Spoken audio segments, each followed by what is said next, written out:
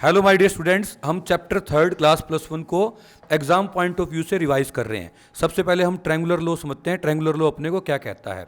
Triangular law ये कहता है कि अगर हम कोई दो वेक्टर्स को किसी ट्रायंगल की दो साइड से एक्सप्रेस कर सकते हैं, जैसा कि इसके अंदर मैंने दिखा रखा है सेम ऑर्डर में। सेम ऑर्डर का मतलब ये होता है कि जैसे एक साइड एक वेक्टर खत्म हो दूसरा फिर स्टार्ट हो जाए। अगर थर्ड भी ऐसे होता तो तीनों सेम ऑर्डर में थे, लेकिन बच्चों हमें जो थर्ड वाला है वो अपोजिट ऑर्डर में लेना है, वही अपने पास रिजल्टेंट होता है। यही ट्रायंगुलर लॉ है। तो ट्रायंगुलर लॉ क्या कहता है, अगर हम दो वेक्टर्स को एक्सप्रेस कर सकते हैं ट्रायंगल की दो साइड से इन सेम ऑर्डर, तो ट्रायंगल की थर्ड साइड मतलब कि एंडिंग साइड ये अपने को रिजल्टेंट बताएगी। तो ये हमारे पास डेफिनेशन है। होप सो आपको ये रिवाइज कर लोगे। अब हम आते हैं इसकी एक्सप्रेशन के ऊपर। बच्चों हमें क्या करना है, एक परपेंडिकुलर ड्रॉ कर लेना है इसके ऊपर। तो अगर मैं इसके नेम दूँ तो ये हमारे पास पी क्यू ये आर है, और जो परपेंडिकुलर है वो क्या है, एस। तो आर एस परपेंडिकुलर हमने ले लिया है पी क्यू एक्सटेंडेड के ऊपर।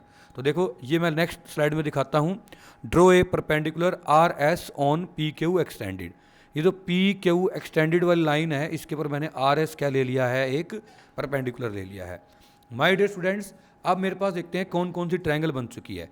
अगर मैं कह दूं ए और बी के बीच में थीटा एंगल था, ये अगर बी वेक्टर है तो ये वाली साइड क्या हो जाएगी हमारे पास, बी कोस थीटा, क्योंकि थीटा के साथ वाली साइड कोस थीटा होती है और दूसरी साइड क्या होती है हमारे पास, साइन थीटा होती है। तो हमारे पास बच्चों यहाँ से देखिए, हम एक बार इसको लिख भी देते हैं। अगर मैं इस ट्रायंगल से देखूँ, from triangle right angle triangle R S Q, मतलब ये जो छोटी वाली ट्रायंगल है आर एस और ये क्यू, तो हमारे पास यहाँ से कोस थीटा आ जाएगा बेस अपॉन हाइपोटेन्यूज, मतलब क्यू एस बाई में क्यू आर। क्यू आर को हम बी वेक्टर बोलते हैं। अब ये बी वेक्टर नेक्स्ट स्टेप में उधर चला जाएगा, तो हमारे पास क्यू एस साइड क्या आ गई, बी वेक्टर कोस थीटा। यही मैंने पहले लिखा था।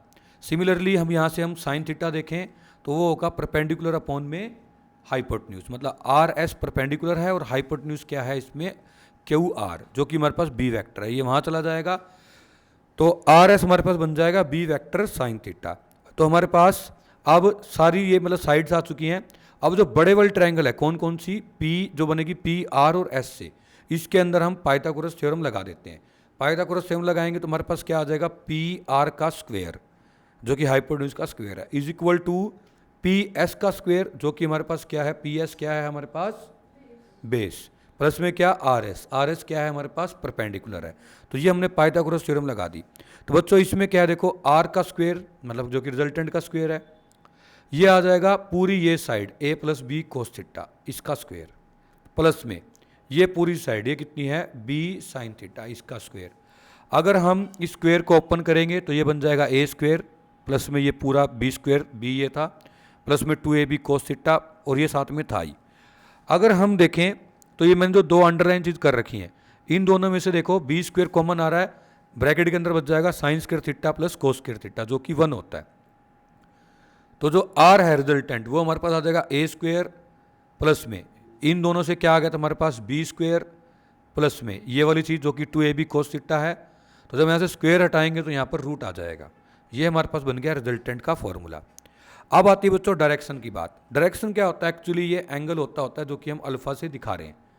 अगर मैं टेंजेंट अल्फा निकालना चाहूँ, टेंजेंट होता है बच्चों परपेंडिकुलर। ये देखो सामने एक ही परपेंडिकुलर है, ये ले लेंगे, डिवाइड बाय बेस, बेस में मतलब पूरी लाइन जो कि पी एस है, जो कि क्या है ए प्लस बी कोस थीटा। पहले वाले में हमने अगर यहाँ पे वेक्टर नहीं लगाया तो भी चल गया था काम, क्योंकि हम पहले मैग्नीट्यूड फाइंड करते थे। अब डायरेक्शन फाइंड कर रहे हैं ना, तो टेंजेंट अल्फा के अंदर जब हम ये परपेंडिकुलर लिखेंगे जो कि हमारे पास क्या है, बी साइन थीटा, तो ऊपर वेक्टर आएगा ही आएगा। ऐसे ही बेस में क्या आएगा, ए प्लस बी कोस थीटा, ये क्या आएगा, ए प्लस बी कोस थीटा।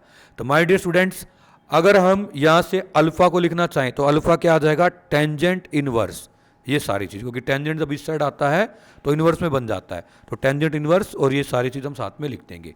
तो ये हमारे पास बन जाता है triangular law of vector addition. My dear students, parallelogram law of vector addition जो है वो मैंने अलग से एक वीडियो के अंदर बना रखा है, वो उसमें देख सकते हो। अब हम आ जाते हैं प्रोजेक्टाइल के ऊपर।